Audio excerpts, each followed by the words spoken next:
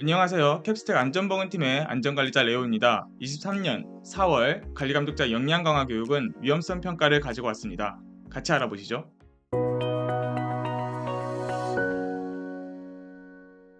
위험성 평가는 산업안전보건법 제36조에 명시되어 있습니다. 그렇다면 위험성 평가 조항은 왜 제정되었을까요? 위험성 평가 지침 해설서에 따르면 위험성 평가는 사업주가 스스로 사업장 유해 위험 요인을 파악하고 평가해서 감소 대책을 수립 및 실행하기 위해 제정되었다고 명시되어 있습니다. 이같이 위험성 평가를 도입한 이유는 위험성 평가를 먼저 도입한 다른 나라를 보면 알 수가 있는데요. 각 선진국은 2차 산업 이후 탄탄한 경제 기반을 이룩하였지만 반대로 사업장에서 일을 하는 근로자는 많은 위험성에 노출하게 되었습니다. 산업재해 예방을 위한 방법을 모색하면서 영국과 독일은 90년대, 호주와 일본은 2000년대 위험성 평가를 도입하게 됩니다. 특히 위험성 평가는 작업 전 위험 요인을 제거함으로써 산업재해 예방을 크게 기여하였고, 현재는 재해율이 감소된 데이터를 기반으로 그 효과를 입증하였습니다.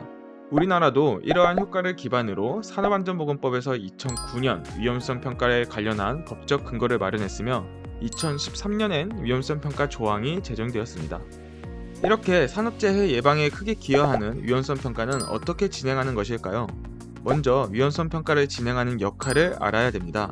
사업장 위험성 평가에 관한 지침에 명시된 위험성 평가에서는 안전보건관리 책임자가 해당 사업장에서 위험성 평가 실시를 총괄 관리합니다. 안전관리자와 보건관리자는 위험성 평가에 관하여 안전보건관리 책임자를 보좌하고 지도 조언을 해줍니다. 해당 업무를 가장 잘 아는 관리감독자는 유해 위험 요인을 파악하고 개선 조치를 시행합니다. 또한 근로자도 같이 참여하여 유해 위험 요인 파악이나 감소 대책 수립을 하여야 합니다. 역할이 모두 지정되었다면 그림과 같이 사전 준비, 유해 위험 요인 파악, 위험성 추정, 위험성 결정, 위험성 감소, 종료 및 기록 절차로 위험성 평가를 진행하게 됩니다. 먼저 위험성 평가를 진행하고자 하는 사업장을 가기 전 사전 준비를 해야 됩니다. 준비 항목으로는 대상 사업장의 작업 내용 및 작업 절차, 기계기구, 설비 내용 및 공정 흐름, MSDS 사용 정보, 사업장 환경 및 특성, 재해 사례, 건강 진단 결과 등이 있습니다. 하나하나 살펴보자면 첫 번째로 해당 사업장은 어떤 일을 하는지, 업무 절차는 어떻게 되는지 알아야 일에 대한 유해 위험 요인을 파악할 수 있습니다. 다음으로 기계기구 설비를 기구라고 통칭하겠습니다. 기구를 사용한다면 무슨 기구인지, 해당 공정은 어떻게 되는지 알아야 기구 사용에 따른 유해 위험 요인을 파악할 수 있습니다. 마찬가지로 화학 물질을 사용하는 사업장이면 MSDS를 파악해야 사업장의 유해 요인을 알 수 있습니다. 이러한 작업뿐만 아니라 해당 사업장의 고유적인 특성이나 환경에서 유해 위험 요인이 잠재될 수 있습니다.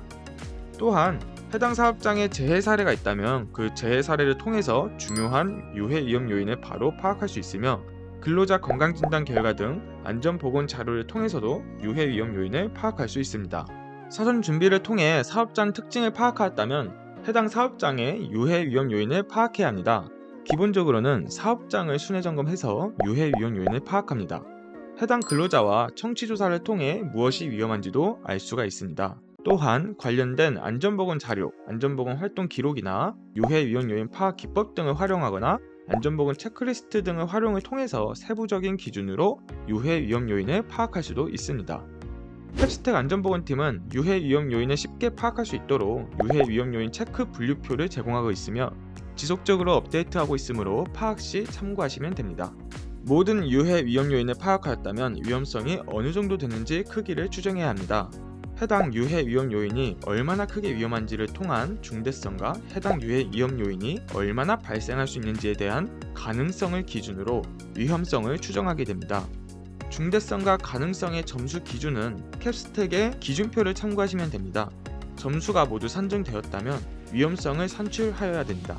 여러 방법이 있지만 캡스텍은 중대성과 가능성을 곱하는 방법으로 위험성 점수를 산출하고 있습니다. 위험성 점수가 산정되었다면 해당 점수가 위험한 수준인지 받아들여질 만한 수준인지 결정을 하게 됩니다.